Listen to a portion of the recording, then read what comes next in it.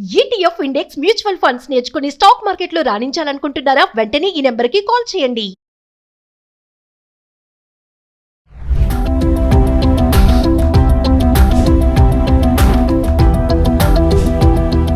నమస్తే, welcome back to Suman TV. Present మనతో పాటు ఉన్నారు అనలిస్ట్ మందరి కృష్ణారెడ్డి గారు. నమస్తే సార్. నమస్తే అమ్మా. సార్, ఇప్పటికే యుఎస్ఏ వీసాల విషయంలో కానీ నియంత్రణ విషయంలో కానీ వరుసగా కొన్ని కీలక మార్పులు అయితే తీసుకొస్తున్నారు. మరి present USA government student visa పైన కూడా ఒక కీలక నిర్ణయం తీసుకుంది.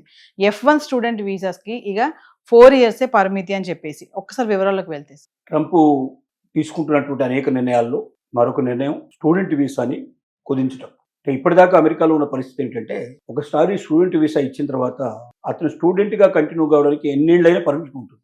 అంటే ఎంత చదువైనా చదువుకోవచ్చు, ఎక్కడి దాకైనా వెళ్ళొచ్చు. ఇప్పుడు గ్రాడ్యుయేషన్లో వచ్చిన వాడు పోస్ట్ గ్రాడ్యుయేషన్ తర్వాత PhD లాంటివి, తర్వాత ఇంకా దాంట్లో రీసెర్చ్, రకరకాల రీసెర్చ్లు, ఒక గ్రాడ్యుయేషన్ ఇంకో గ్రాడ్యుయేషన్ చేయొచ్చు, ఒక పోస్ట్ గ్రాడ్యుయేషన్ ఇంకో పోస్ట్ గ్రాడ్యుయేషన్ చేసుకోవచ్చు. చదువుకుంటున్నంత కాలం మళ్ళీ వీసాకి అప్లై చేయాల్సిన అవసరం లేదు. ఎంత కాలమైనా ఉండడానికి అవకాశం ఉంది. దీన్ని అడ్డం పెట్టుకుని ఏం చేసేవాళ్ళు అంటే, చదువు పూర్తి కాగానే ఏదో ఒక దాంట్లో కోర్సులో పార్ట్ టైం దాంట్లో చేరినట్టుగాను, లేక ఈవినింగ్ కోర్సులో జాయిన్ అయినట్టుగాను చూపించేసి జాబ్స్ చేయడం ప్రారంభించేవాళ్ళు. మంచి జాబ్ వెతుక్కోవడానికి టైం తీసుకునేవాళ్ళు, లేదా ఏదైనా వ్యాపారం పెట్టుకోవడానికి అవకాశం ఉన్నాయని వెతుక్కుంటూ ఉండేవాళ్ళు. లేదా అమెరికా చాలా పెద్ద దేశం కాబట్టి, అంటే చాలా పొడుగాటి దేశం, 50 స్టేట్లు. కొన్ని రాష్ట్రాలు అయితే మార్నింగ్ మనం ప్రయాణం చేస్తే, అంటే విమానంలో కాకుండా మనం ఏదైనా కారులో గిట్లా ప్రయాణం చేయాలంటే కనీసం ఒక రోజు 2 రోజులు టైం పట్టేది కూడా ఉన్నాయి, 2 days టైం పట్టేవి కూడా ఉన్నాయి. ఆ దేశంలోనే 2 రోజులు ప్రయాణం చేయాల్సిన పరిస్థితులు ఉంటాయి. చాలా పొడుగాటి దేశం.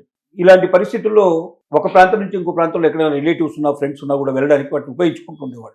ఒక స్వేచ్ఛాయుతమైన వాతావరణంలో ఒకసారి స్టూడెంట్ వీసా దొరికింది అంటే, తాము ఎంతకాలం ఉండాలనుకుంటే అంతకాలం, 10 ఏళ్ళైనా 25 ఏళ్ళైనా సరే అమెరికాలోనే ఉండేటువంటి అవకాశాన్ని అందిపుచ్చుకునేవాడు. దీని మాటన కొన్ని జరిగినాయి. కొంతమంది తీవ్రవాదులుగా మారిపోవడం, కొంతమంది దేశద్రోహులుగా మారిపోవడం, కొంతమంది దేశానికి ద్రోహం తలపెట్టడం, కొంతమంది అట్లాంటివి కూడా కొన్ని జరిగాయి. చాలా తక్కువ సంఘటనలు అవి. కొంచెం ముస్లిం దేశాల నుంచి వచ్చిన వాళ్ళు కొంతమంది ఆ రకంగా ప్రవర్తించిన వాళ్ళు ఉన్నారు. ఇండియా నుంచి వచ్చిన వాళ్ళలో పెద్దగా అట్లాంటి లక్షణాలు ఏవి కనబడలేదు.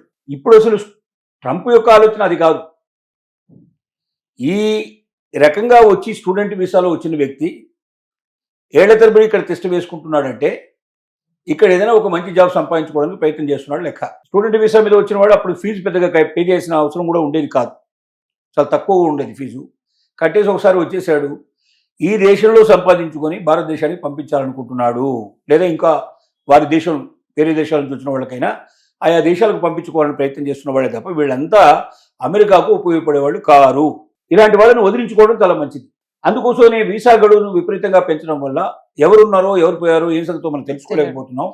అందువల్ల స్టూడెంట్ వీసా గడువుని 4 ఏళ్లకు పరిమితి చేస్తే బాగుంటుందని ఇంకా పూర్తి నిర్ణయం జరగలేదు, కానీ ఆల్మోస్ట్ అలా నిర్ణయం లోపల ఉన్నారు. త్వరలోనే ప్రకటించే అవకాశాలు ఉన్నాయని కూడా ఆ దేశ వాణిజ్య మంత్రి స్వయంగా ప్రకటించడం జరిగింది. దీన్ని చేయటం వల్ల ఏమవుతుందంటే, స్టూడెంట్స్ చాలా నష్టం వచ్చే అవకాశం ఉంది. అంటే ఇక స్వేచ్ఛా స్వాతంత్రాలు కోల్పోతారు. 4 ఏళ్ళు కాగానే మళ్ళీ వెనక్కి వచ్చారు, వీసా కంప్లీట్ అయిపోతుంది, మళ్ళీ వీసాకి అప్లై చేసుకోవాలి. అంటే వేరే ఇంకో కోర్స్ చేద్దాం అనుకున్నా కూడా తప్పనిసరిగా మళ్ళీ వీసా తీసుకుంటే కానీ మళ్ళీ అమెరికాలో ప్రవేశం ఉండదు. డెఫినెట్గా అంత సులభం కాదు, ఎందుకంటే ఖచ్చితమైన కారణం చూపించాల్సిన పరిస్థితి ఏర్పడుతుంది. ఇప్పటిలాగా ఏదో ఒక మిష పెట్టుకొని ఆ మిషతోటి అమెరికాలో సంవత్సరాల తరబడి గడిపేటువంటి స్వేచ్ఛా స్వాతంత్రాలను కోల్పోయి 4 ఏళ్ళు మాత్రమే అమెరికాలో నేను ఉండగలుగుతాను, తర్వాత నాకు అమెరికాతో సంబంధం ఉండకపోవచ్చు, మళ్ళీ వెనక్కి వచ్చి నేను వీసా అప్లై చేసుకోవాలంటే ఖచ్చితంగా ఒక యూనివర్సిటీ లోపల సీట్ సంపాదించుకోవాలి, అంత ఫీజు పే చేయాలి, ఎంతకాలం ఉంటారో కూడా డిక్లేర్ చేయాలి. అప్పుడు కూడా 4 ఏళ్ళకు దొరుకుతుందా లేదా వీసా అని చెప్పలేదు. 4 ఏళ్ళు మొట్టమొదటిసారి ఇస్తారు, రెండోసారి కరెక్ట్గా కోర్సుకి ఎంత కావాలో అంతే ఇచ్చే అవకాశం ఉంటుంది. అందుకని ఎక్కువ పోయే అవకాశాలు కూడా ఉన్నాయి పరిస్థితులు. సో డెఫినెట్గా సంక్లిష్ట పరిస్థితులకు వెళ్ళిపోతారు, అమెరికాలో స్వేచ్ఛా స్వాతంత్రాలు కోల్పోతారు. ఇక అమెరికాకు వెళ్ళి 4 ఏళ్ళు మాత్రమే వీసా తీసుకోవడానికి ప్రయత్నం చేసేవాళ్ళు ఎవరంటే, ఖచ్చితంగా ఏదైనా ప్రత్యేకమైన ఒక కోర్సు చేసి ఇండియాకు వద్దాం అనుకున్న వాళ్ళు, లేదా ఇతర దేశాలకు వెళ్ళిపోవాలనుకున్న వాళ్ళు తప్ప అమెరికాలో స్థిరపడాలనుకున్న వాళ్ళు ఎవరు కూడా 4 ఏళ్ల వీసా తీసుకుని అక్కడికి వెళ్ళడానికి పెద్దగా సిద్ధపడకపోవచ్చు, పరిస్థితులు ఏర్పడతాయి అనేది మనకున్న విషయం.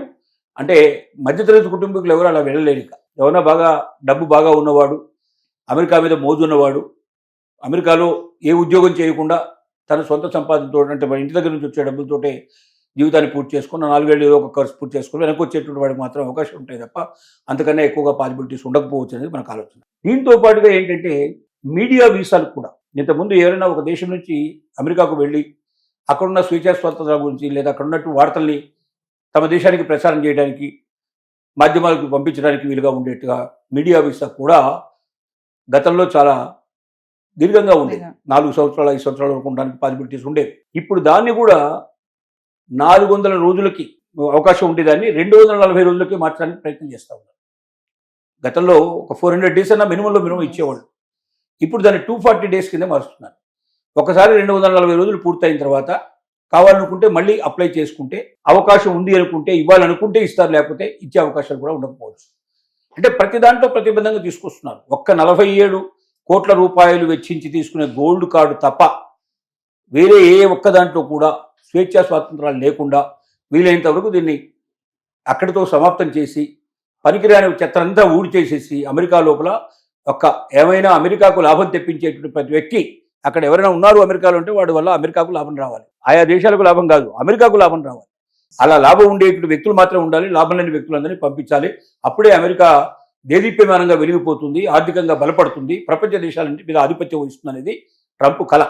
దానికి అనుగుణంగా ఒక్కొక్కటి మార్పు చేసే ప్రయత్నం చేస్తున్నాడు. అంటే రకరకాల వీసాల పైన వచ్చి అక్కడ స్థిరపడిపోతున్నారని చెప్పి కొంచెం ఇట్లాంటి కండిషన్స్ అన్ని పెడుతున్నారు అనుకోవచ్చు సార్.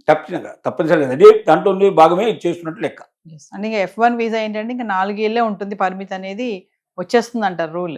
వచ్చినట్టే లెక్కేసుకోవాలి. అంటే దాదాపు ఇంకా రాలేదు, అంటే ఆర్డరు రాలేదు, బయటికి రాలేదు. కానీ వాణిజ్య మంత్రి స్వయంగా చెప్పాడు అంటే తప్పనిసరిగా అది ప్రాసెస్లో ఉన్నట్టే లెక్క. ఏ క్షణంలో అయినా దాన్ని అనౌన్స్ చేసే అవకాశాలు ఉన్నాయి.